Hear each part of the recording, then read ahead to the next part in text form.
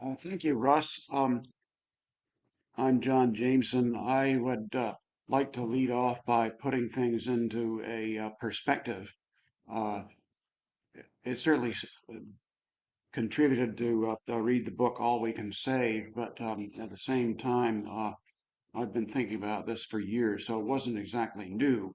But when I first saw the title, I thought to myself, gee, this is like mass casualty preparation.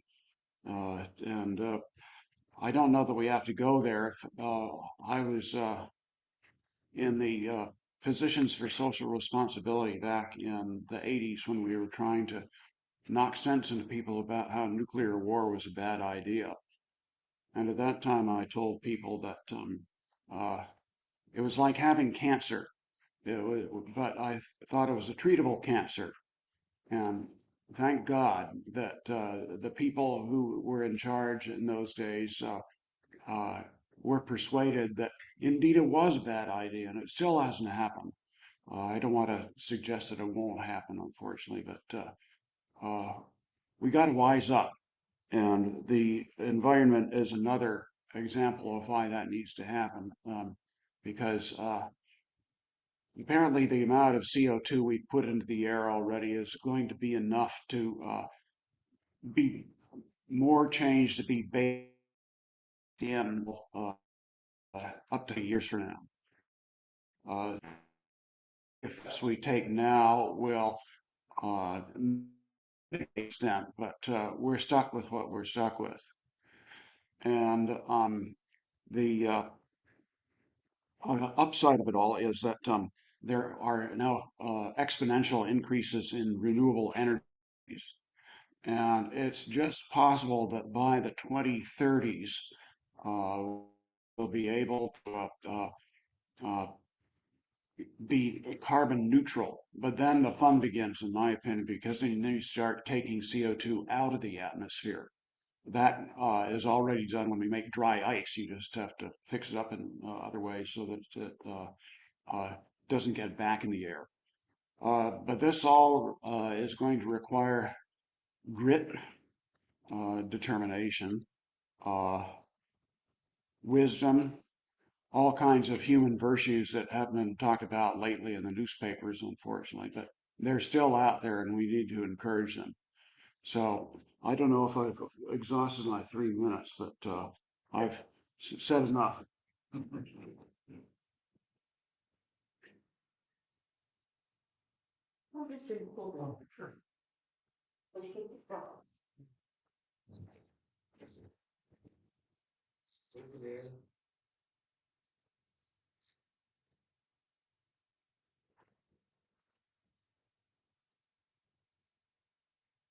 Russ invited members of the All We Can Save circle that met to study that book to share what we gained from this experience, what we drew from that reading that book. So John was one of our members, I was, and Sari Kent, who will be speaking in a short while, were all part of that circle. And it was a very, very moving, very enlightening for me experience.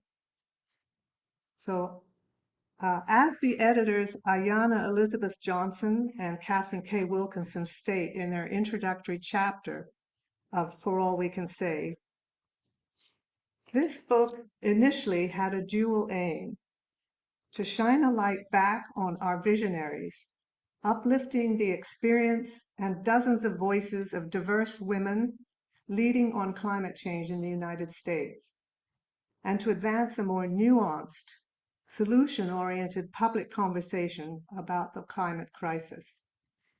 As we put it together, intermixing essays with poetry and art, this book also became a balm and a guide for the immense emotional complexity of knowing and holding what has been done to the world, while bolstering our resolve never to give up on one another and our collective future. Buddhist philosopher of ecology Joanna Macy brings another perspective to this emotional complexity when she talks about, quote, that dance with despair, to see how we are called to not run from the discomfort and not run from the grief or the feelings of outrage and even fear, and that if we can be fearless to be with our pain, it turns. It doesn't stay static. It only doesn't change if we refuse to look at it. But when we look at it, when we take it in our hands, when we can just be with it and keep breathing, then it turns. It turns to reveal its other face. And the other face of our pain for the world is our love for the world, our absolutely inseparable connectedness with all life. This was one of my insights from reading and discussing the book: the importance of paying attention and of grounding action in a deep love and a wonder for the earth. For me, this is what gives meaning and strength to move forward. Poetry is one way to engage with the immense emotional complexity and to receive what I consider to be revelations, like this poem I will read, titled First Hard Freeze by Steve Garnaas Holmes. First hard freeze. Before dawn, the dark clenches. The cold's brute hammer flattens everything. The forest floor pulls its leafy, grief-strewn grave clothes up around itself, matted, muted, mattressed, closes its eye. Trees are unnaturally still, as if the frost has caught them playing where they shouldn't have. The last garden flowers stand defeated, heads bowed, blackened, silenced, the color of regret. My lungs despair. Then, in the sun's first glance, silver spreads across the frosted lawn, a wing of diamonds opening. How would it make me whole to choose not to love this day and seek in it always new kinds of loveliness?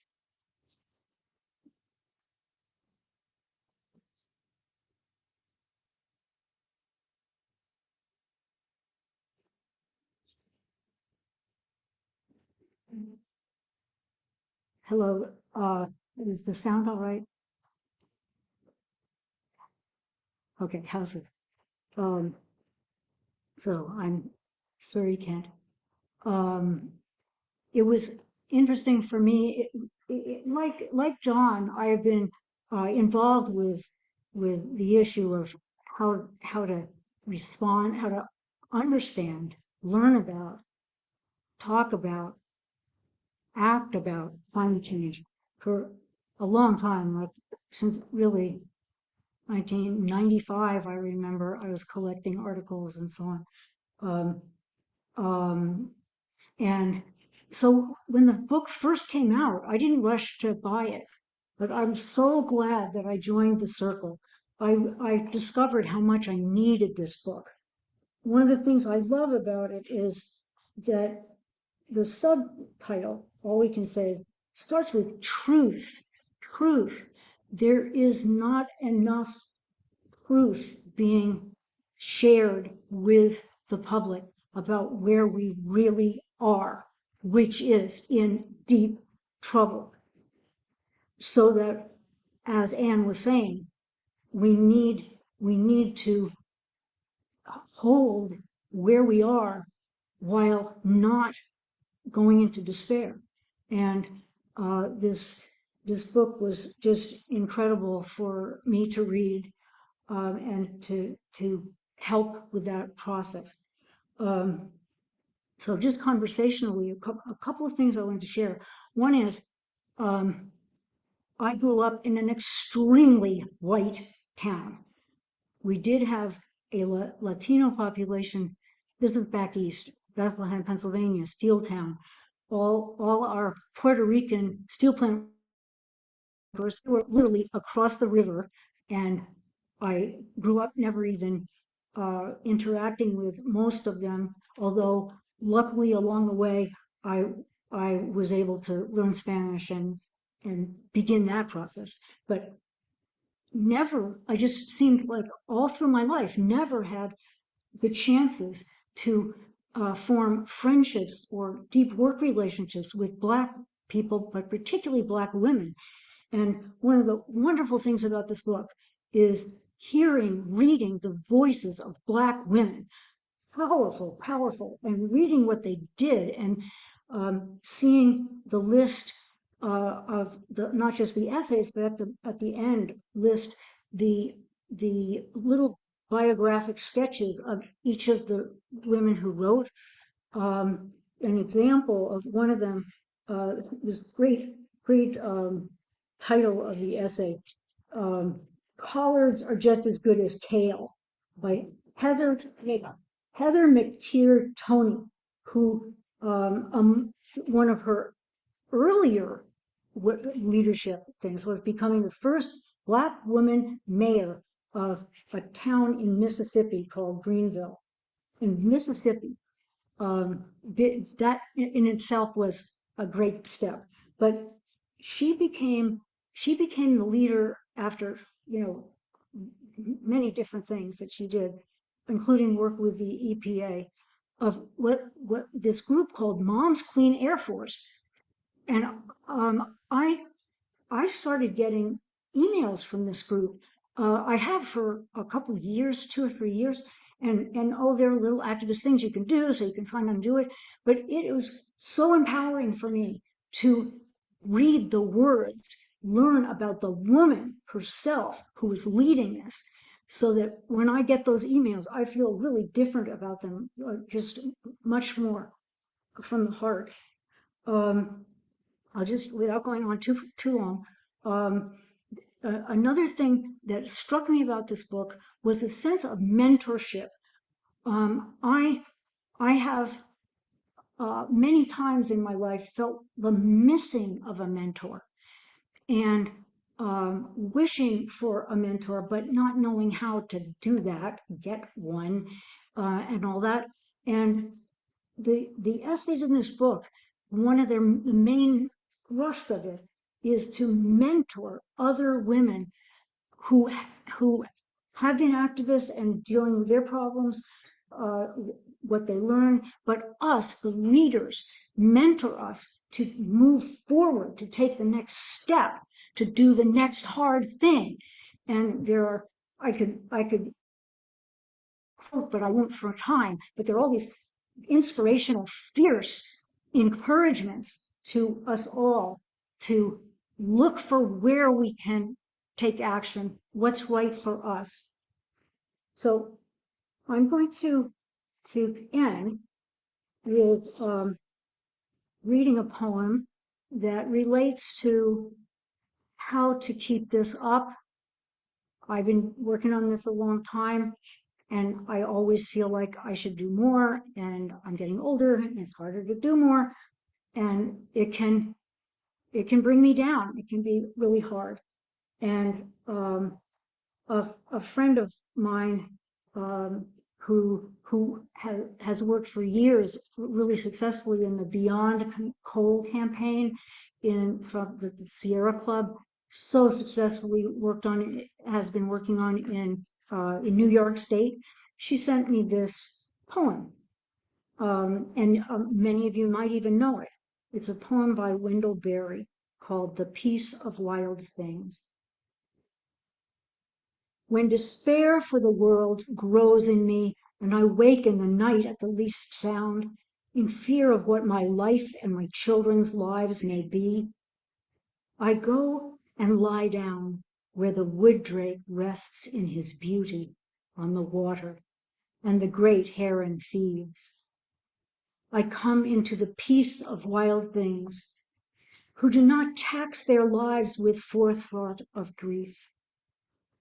I come into the presence of still water, and I feel above me the day-blind stars waiting with their light. For a time, I rest in the grace of the world and am free.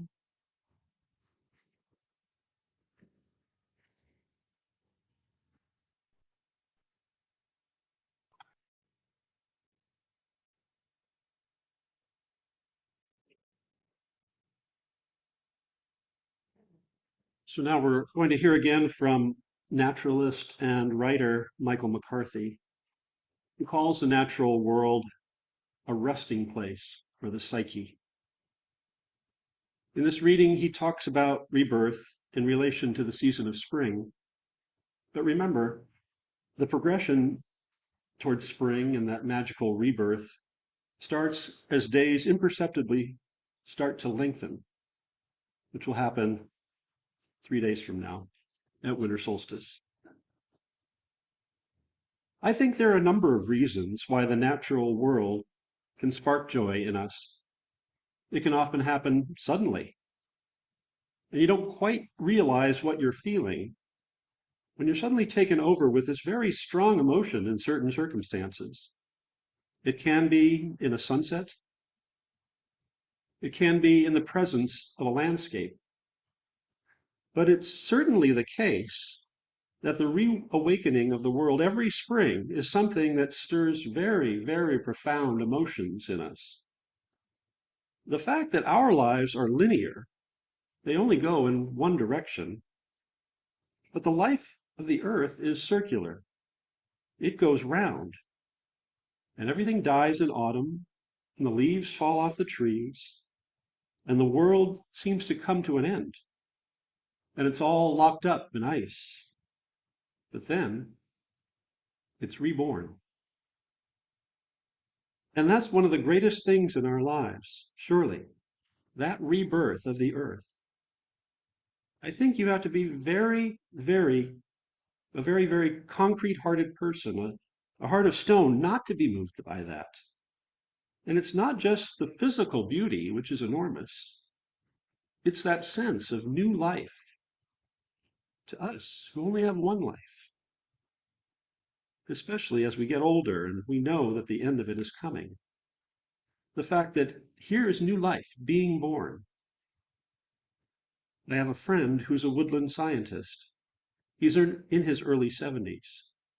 And he said to me last year, I just see life now as how many springs I have left.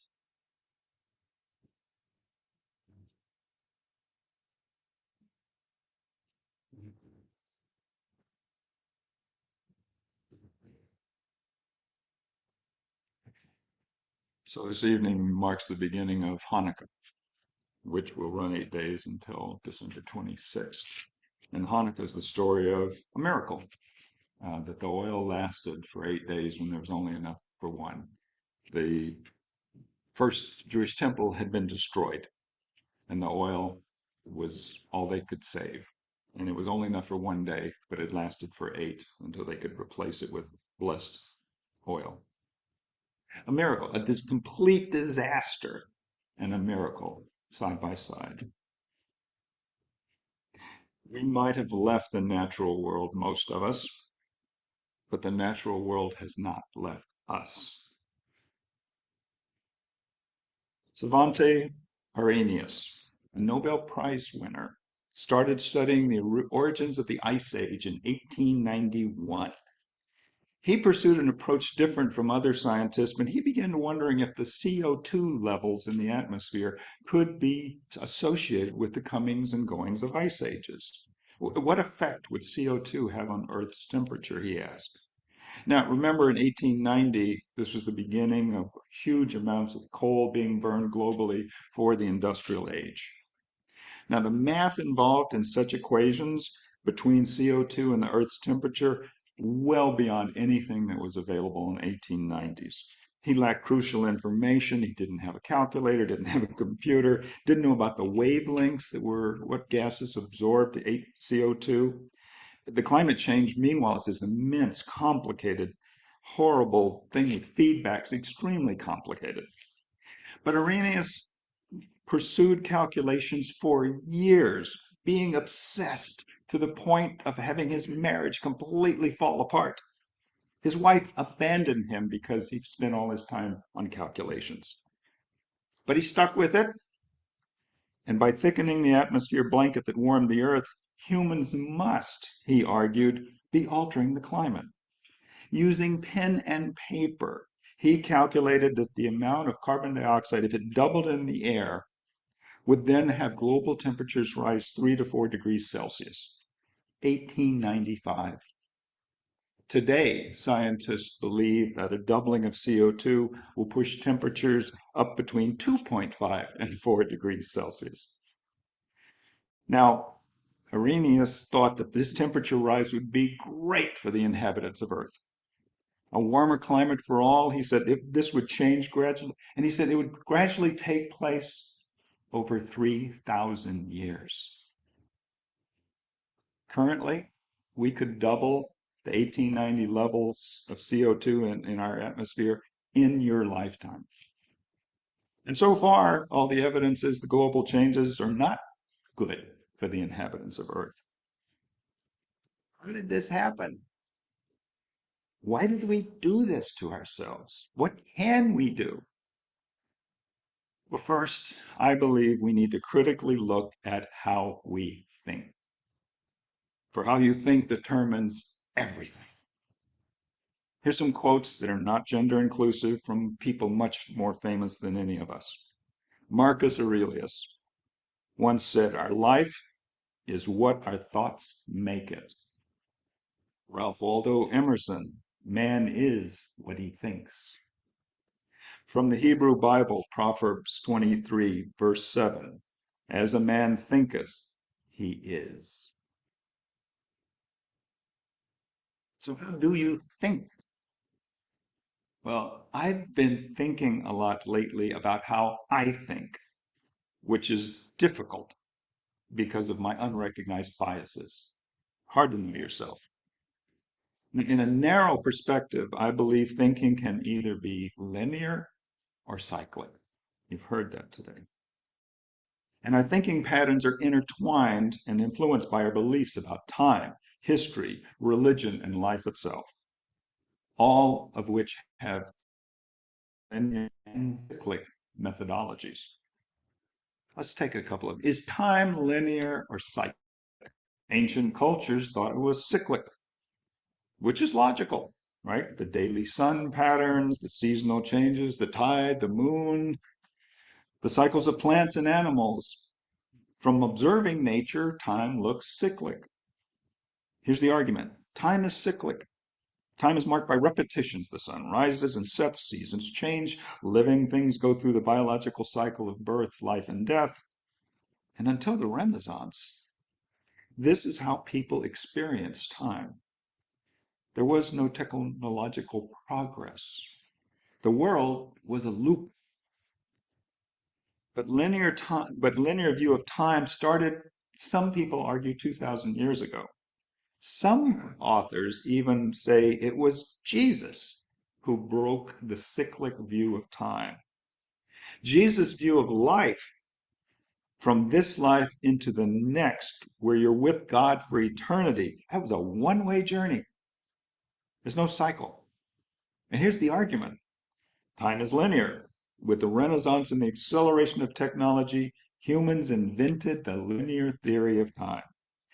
In this theory, time is viewed as a unique and progressive story with an absolute beginning and an absolute end. Humanity is always improving, and given enough time and technology, all our problems can be solved. This is largely how the world sees time today. Okay, history. Is history linear or cyclic? One argument that history is cyclic. People look at past societies from afar. They look at the cultures and the society, and the pattern can be viewed as this, quote, "Hard times bring forth strong people. Strong people bring forth good times. Good times bring forth weak people. And weak people bring forth hard times." And that's the cycle. And you can use that lens and look at many of our cultures and see, yeah, pessimistic as it sounds, this has some logic to it. And there's a lot of cliches about this. Nothing new under the sun. What has been will be. History repeats itself.